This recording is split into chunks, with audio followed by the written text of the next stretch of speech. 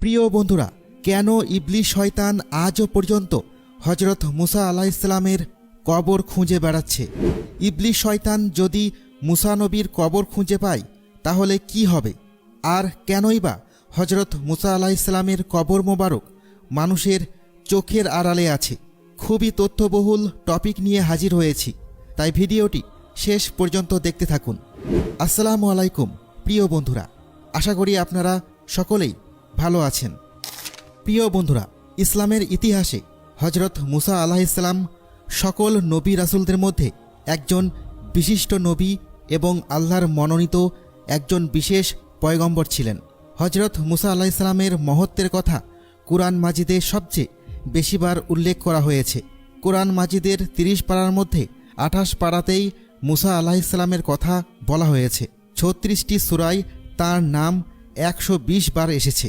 নবী রাসূলদের মধ্যে হজরত মুসা আলাইহিসসালামকে সবচেয়ে বেশি সংখ্যক মোজেজা আল্লাহ তাআলা দিয়েছিলেন। কুরআনে হজরত মুসা আলাইহিসসালামের ফজিলতপূর্ণ জীবন এবং তার ইসলাম প্রচারে অবদান অনেক শ্রদ্ধার সাথে বর্ণনা করা হয়েছে।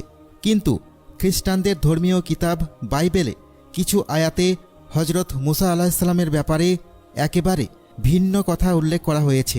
বাইবেলে হজরত ঈসা আলাইহিসসালামের উম্মতের সামনে অন্যান্য সব নবীর উম্মতদেরকে কম নিয়ামতপ্রাপ্ত বলে আখ্যায়িত করা হয়েছে।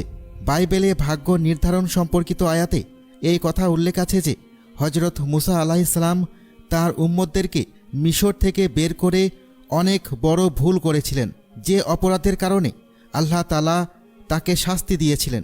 বাইবেল অনুযায়ী আল্লাহ তাআলা হজরত মুসা আলাইহিসসালামকে ওই জায়গা দেখিয়েছিলেন যে জায়গা তার পূর্বের নবী রাসূলদেরও জায়গা ছিল, যেখানে তাদের উম্মতেরা বিস্তৃত ছিল। আল্লাহ তাআলা হজরত মুসা আলাইহিসসালামকে ওই স্থান দূর থেকে দেখিয়েছিলেন এবং তাকে কখনো সেই স্থানে যেতে নিষেধ করেছিলেন। ধারণা করা হয় বাইতুল মুকাদ্দাসে মুসা আলাইহিসসালামের মৃত্যু হয়, কিন্তু তার কবর কোথায় তা আজও জানা যায়নি। খ্রিস্টান মাজাবের ইলমে কিতাবে উল্লেখ করা হয়েছে যে শয়তান হজরত মুসা আলাইহিসসালামের কবর এখনও খুঁজছে। এটি আসলে বাইবেলের নিউ টেস্টামেন্টের কিতাব, যা মূলত এই তথ্যের উপর প্রতিষ্ঠিত।